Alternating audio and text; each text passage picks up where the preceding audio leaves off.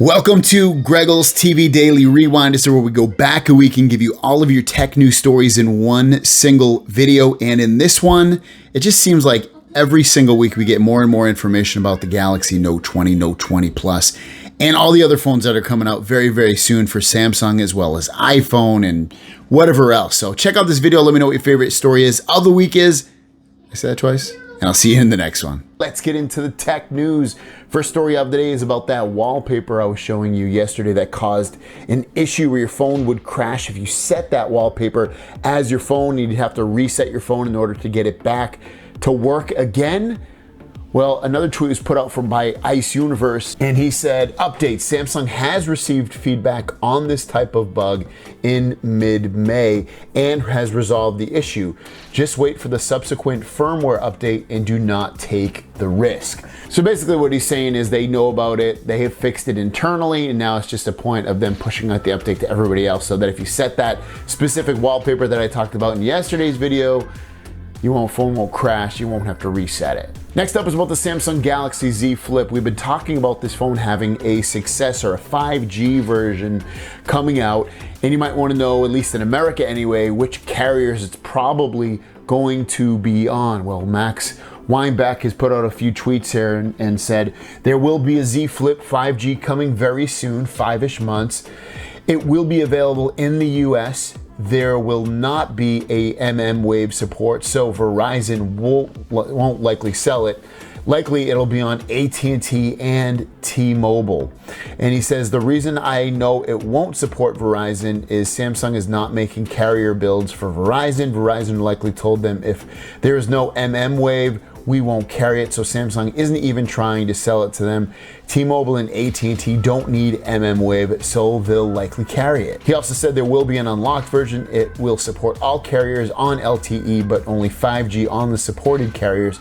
Keep in mind, I'm interpreting this from the FOTA public testbed, so take it as you will. I believe this is accurate, but who knows? So a little bit of rumor mixed with some speculation in those tweets, but still, we've heard about the 5G Galaxy Z Flip. My money's still on the Fold phones. The Z Flip, when I had the original one, I wasn't that blown away in terms of its functionality, being able to just fold in half. I don't think that sets a reason to get a phone because it doesn't fix a problem. And the last story of the day about the Samsung Galaxy S20 phones, S20 Plus, S20, S20 Ultra. If you have the unlocked version, there is a new update that's just been pushed out for your phone. I got it this morning.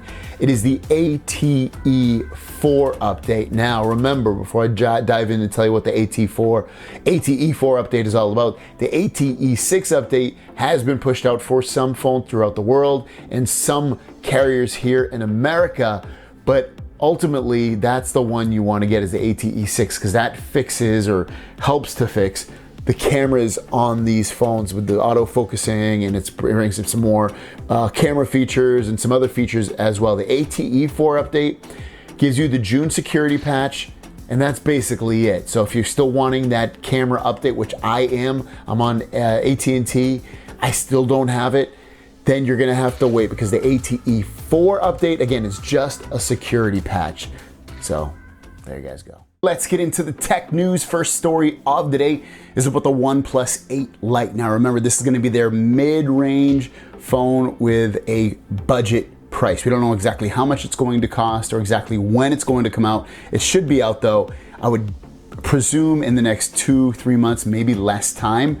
But regardless, it passed through Geekbench and we have some specs on it. It looks like it's going to run the Snapdragon 765, have 12 gigabytes of RAM, and have a 5G modem. So you'll be able to get 5G networking, the fastest speeds you can currently on a cellular network. And the score itself scored a single core of 612 and a multi-score of 1955. Next up, if you have the Samsung Galaxy Bud Pluses, there was an update pushed out yesterday that did a couple of things if you didn't know. The first is it improved the quality of the ambient sound. That's when you put your headphones in and you're listening to music or whatever, and you also want to hear the outside surroundings of what's going outside.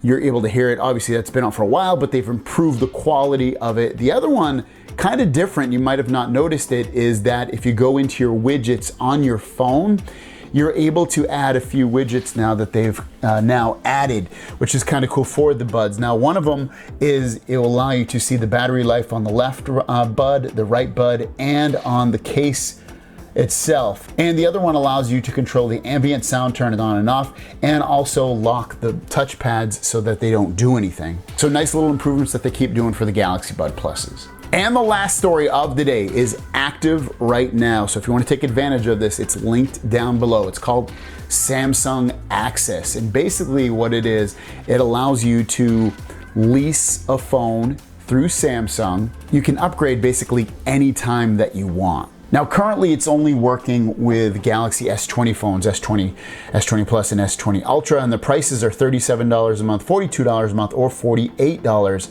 a month. Now, it also is the unlocked version of the phone. Now, there are a couple caveats. You do have to get premium care protection and support, which costs $7 a month, and that allows you to get 3 repairs or replacements for accidental damage, 24/7 tech support, and extended coverage parts past 1 year. And then the other is you get Microsoft 365 Personal with 1 terabyte of OneDrive cloud storage, which costs an additional $333 a month. They do have a little FAQ on their page, and it kind of gives you the breakdown of everything. So basically, you get your choice of the Samsung Galaxy S20, S20 Plus, or Ultra device in any color and memory. You also get Samsung Premium Care, 1 terabyte of online cloud storage with OneDrive. Microsoft 365 Personal gives you Word, Excel, PowerPoint, Outlook, Publisher, Access, and Skype. Monthly payments. You have the ability to upgrade every 9 months for free, or if you want to upgrade early, say you want to upgrade after a month, it only costs $100 more. And the last thing is you can cancel after 3 months for free, or cancel earlier, meaning 1 or 2 months or less than that, for $100. I actually don't think this is too bad of a plan. I mean, it does get expensive over time. You're literally paying for a phone if you never get off the Samsung plan for the rest of your life, but some people like that. Some people want to get a phone all the time, and to be able to upgrade after 3 months for free, or maybe don't like the phone after a month and just have to pay $100 fee, that's not that bad. And plus the extras that they're giving you, you're getting the peace of mind of having a security plan on there if you drop it or break it or something. And then you also get, if you're a Microsoft fan or you like Excel and all those products, you get that for an additional $333. So let's get into the tech news. First story of the day is about Google's new Android TV. This would be an official one, first party, not like Sony made it or whatever. This is a Google one. Think of it as like the Pixel TV. Well, XDA developers got their hands on photos of Google's Android TV, the new remote, and the new UI. And taking a look at this, it's going to be a dongle that would hang from your TV, and it'll connect via HDMI. It looks very similar to what you get with the Chromecast. And this, price-wise, I would expect this, since the Chromecast Ultra is $69, I would expect this to be very, very close to that. I would expect it to probably be maybe $79, $89, $99, somewhere in that range. I would not expect this to be more than $100. Next, let's check out the remote, and the remote looks tiny, tiny, tiny. Obviously, you can see the directional pad at the top. We can go up, down, left, right, and select in the middle. Below that, you have the back button, then you have the Google Assistant button, home button, looks like some kind of star button that you can probably program to open up a certain app or do some certain function, a play pause button, and a mute button. And then other than that, this is the UI. This is what it will look like when you use it. It does look like it's going to be able to control your Google Assistant stuff, such as your smart home products and things like that, which is not a surprise at all because you can do that with current Android TVs. And then lastly, it will have YouTube TV integration. As for release date, you're probably looking, we don't fully know, but you're probably looking at a July, August release date. Next up, what goes better than a Galaxy S20 Plus and your favorite boy band from Korea, BTS? How about a BTS Galaxy S20 Plus? That is right, they're coming out with their own customized version of the Galaxy S20 Plus. It's gonna come in a purple color. It'll be available on July 9th. I believe it'll probably only be in Korea. at this point, maybe some other places, but it looks like, I know they're a Korean band and they're big everywhere, but I would assume this is only going to come out in Korea. I love this purple color. It's going to be a mirrory finish, very similar to the Galaxy Z Flip phone, the color anyway. Speaking of the BTS phone, there's also going to be BTS Galaxy Bud Pluses, and again, they're in purple. Love the color of these. I think this looks great. It has the BTS logo on it. It has the black and purple on the earbuds. This is amazing. This seriously looks really, really cool. I would definitely buy this color. I'd buy the phone. I'd buy the buds. I will hope this comes out in America, even though I probably won't buy it because I already have an S20 Ultra, but still, this looks amazing. Next up is about the iPad Pro. There is a new version coming out, even though we just got the current version that's out right now. Well, looks like the next one's gonna come out in the first half of 2021. Come with an A14X chip, 5G, and a mini LED display. Obviously, the big takeaways from this is it's gonna have a better display. It's already super fast, but still, it'll have a much faster, powerful processor, and obviously 5G networking if you get the mobile edition. Next up is about the Samsung Galaxy Note 20 Ultra. That's right, we've been having rumors that it's going to only be a Note 20 and Note 20 Plus, and that still kind of rings true. There's only going to be two versions of the Note 20 phone, but one of the names of it anyway might be the Note 20 Ultra. This comes from a Bluetooth SIG entry, and it shows Note 20 Ultra and also the model number of SM-N986U, which stands for Ultra. So again, this is just naming convention. It's not really meaning there's gonna be a third edition. It doesn't mean we're gonna have a better version than we previously thought. It just means that they might call the best version of the Note 20 Ultra and not just the Note 20 Plus. And the last story of the day, also about the Galaxy Note 20 Plus or Note 20 Ultra, whatever you want to call it, which would be the best version of this phone. Well, we've got more information on the cameras of this phone. Based off the headline, you can see that the Note 20 Plus is going to have a 50x zoom, laser autofocus, and new ultra-wide sensor. Now let's dive a little bit deeper into there. So seems like the Galaxy Note 20 Plus will not be paired with the same 48 megapixel sensor used by the S20 Ultra. Instead, they're going to use a periscope-like system accompanied by a 13 megapixel ISOCELL Slim 3M5 sensor with wide dynamic range support, and it will be able to hybrid-wise go a maximum of 50x zoom. Also, to be capable of 120 frame per second video and output images in RAW 10 format. The 108 megapixel sensor will be the same as the S20 Ultra. The source reiterates that the module will no longer be assisted by a time of flight sensor, but instead will be taking laser autofocus into effect, so you should get much better autofocus. And then lastly, the third sensor will be an ultra-wide 12 megapixel ISOCELL fast 2L3 sensor with fast dual autofocus and smart WDR support. It can achieve slow motion recording of up to 1440 frames per second, cropped at 720p, and it can output RAW 10 and RAW 8. I am quite happy to hear and see that the Note 20 Plus is differentiating itself ever so slightly, incrementally, over the S20 phone, because if you like to buy both phones, you want some kind of difference. Let's get into the tech news. We only have one story today. It's all about the Galaxy Note 20 Ultra. Now, this is going to be what you thought the Note 20 Plus was going to be, but they're most likely are going to call it Note 20 Ultra due to a story that came out yesterday that showed that it was passing through a Bluetooth certification site, and it showed Ultra in the name, so that's why we're going to call it the Note 20 Ultra. And here are the full specs layout. Now, this comes from Max Weinbach. He kind of just put this all together, which was very nice of him, so we'll run with it. So he's saying, from all the recent and public leaks and assumptions, the Note 20 Ultra specs look like the following: 6.9-inch WQHD plus 120 Hz LTPO display at 3040 by 1440. Now, to be fair, he put 6.9, but the rumors we're hearing is 6.87, aka 6.9, so that's where he's putting 6.9, but it's slightly smaller than 6.9. 12 or 16 gigs of RAM, I keep hearing 16 gigs of RAM. I kind of agree with him. It'll probably end up being 12 or 16, depending upon which model you get. I think the Note 20 itself, the lesser version, will probably come with 12, and then the Ultra version will come with 16. 128 or 512 gigabytes of storage. You got to remember it's going to be UFS 3.0 at least. 4,500 milliamp battery, which is lesser than what you get with the S20 Ultra. That gets 5,000 milliamp battery, but it does equal out with the S20 Plus. 45 watt fast charging, obviously 25 watt is a given as well, and that's probably going to be the charger that comes inside of the box. But if you want or you want to buy a 45 watt charger, this phone should be compatible with it. Snapdragon 865 or Exynos 992. Exynos 992 is rumored to have a 5 nanometer size processor. The Snapdragon 865 is already out, obviously, everywhere, and it's in about half the world versus the Exynos version. So it just depends where you live, which processor you'll end up getting.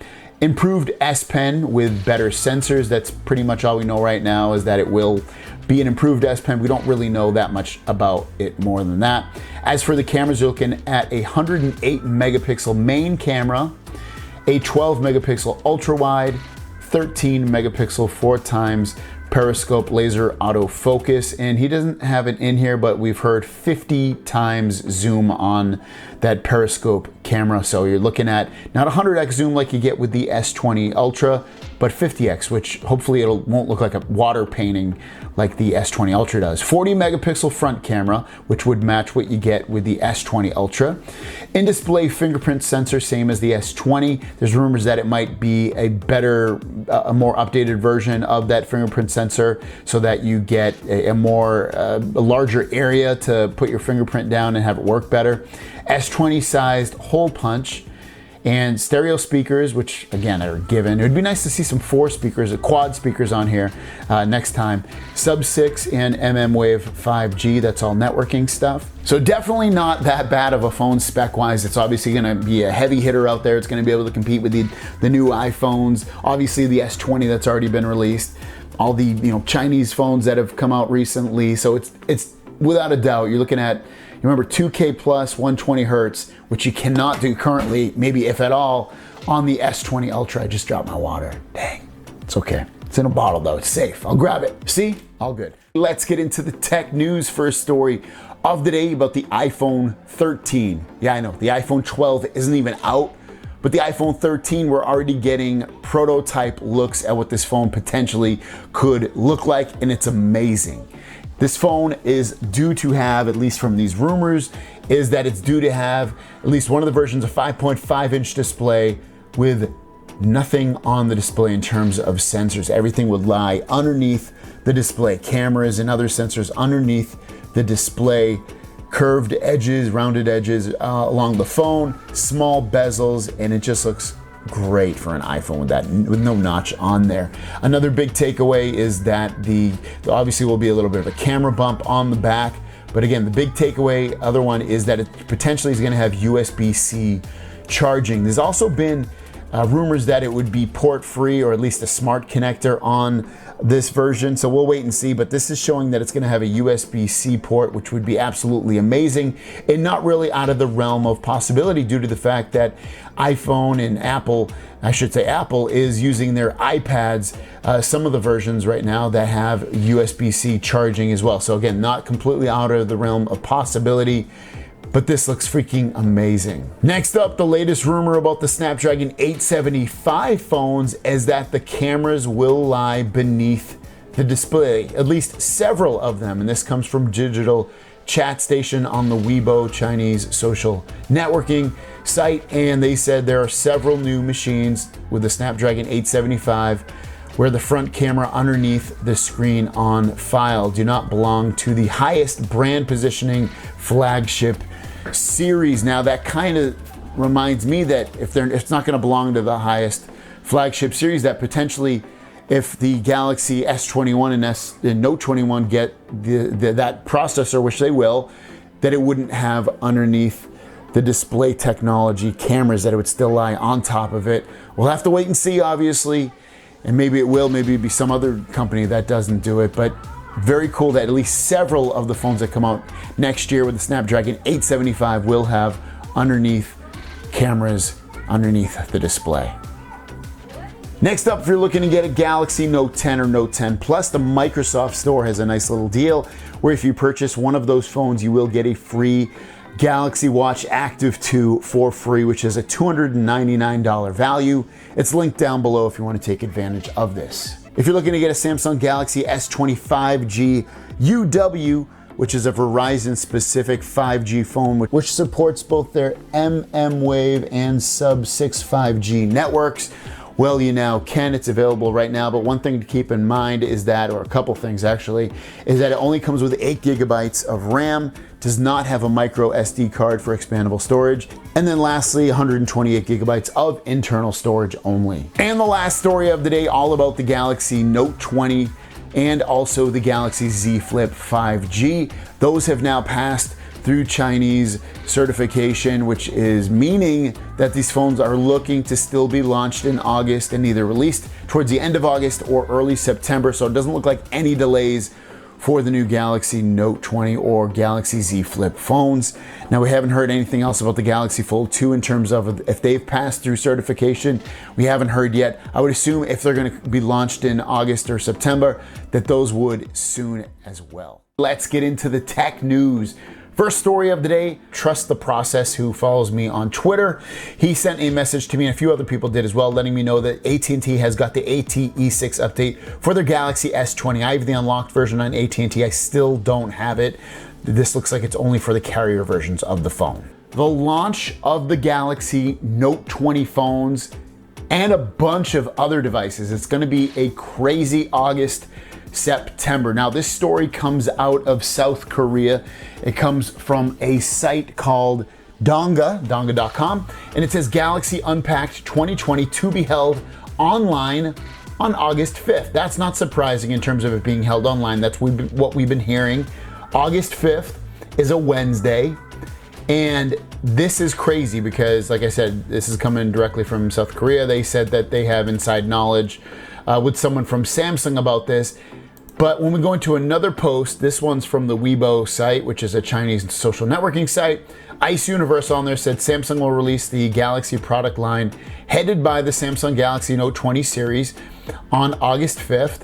And he says may include, look at all these devices, the Note 20, the Note 20 Ultra, Galaxy Fold 2, Galaxy Z Flip 5G, Galaxy Tab S7, S7 Plus, Galaxy Watch 2, and so on. Now, if you count all of those out, it's 1, 2, 3, 4, 5, 6, 7, at least 7 potential flagship devices across the board. You're talking major phones, you're talking major tablets, you're talking a major watch. This is going to be a very, very expensive, maybe for me, I'm not gonna, probably won't buy all those devices, but a very expensive end of summer, early fall timeline. Now, let's talk about release date. That hasn't been fully leaked out, but when you look at something, when they're launching something, August 5th, they usually do their releases on Fridays.